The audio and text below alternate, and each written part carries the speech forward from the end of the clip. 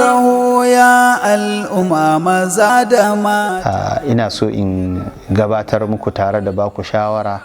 akan wani shiri muhimmi wanda na ji manufarsa kuma na gamsu da manufarsa ya kuma birge ni a matsayina na almajiri kuma mai neman ilimi a fannoni na addini da kuma na rayuwa. Hakika wannan shiri na manuniya wanda su Malam Ammar Nuhu Batagarawa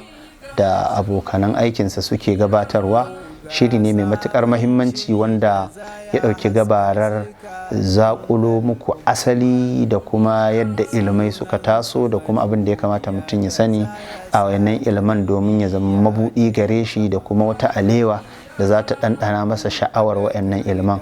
A bibi wannan shiri kuma a yi ƙoƙari a fa'idantu da shi, sa'annan kuma a sa hannu wajen ganin cewa shirin ya ci gaba, kuma a taimaki masu shirin, masu tsarawa da masu gabatarwa da addu'o'i na samun rabo a wajen Allah da samun ikhlasi da karbuwa a duniya da lahira. A matsayina na almajiri kamar yadda nake faɗa kuma mai karatu wanda yake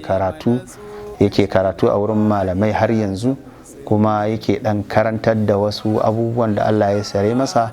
ni Abubakar Abdulsalam Muhammad Gwale ina yi muku nasiha da kuma wasiya da shawara akan sauraron wannan shiri da kuma rungumar sa hannu biyu shirin manuniya. Assalamu alaikum wa rahmatullahi wa barakatuh. Ku iya kasancewa da mu domin tambaya ko tofa albarkacin bakinku a kafofin sada zumunta kama daga Facebook, YouTube, Twitter, Instagram, Telegram, TikTok a adireshi mai suna Darul Muhaddithin TV, ko kuma ku kasance da mu a sabon dandalin da aka keɓance domin wannan shiri a Facebook da Telegram mai suna Shirin Manuniya. Za kuma ku iya bibiyar mu a dandalin sada zumunta na WhatsApp ta ɗaya daga cikin waɗannan lambobi kamar haka: 0800 66 98 9773 ko kuma 091 37 67 17 84. Shirin Manuniya, manuniyar alkhairi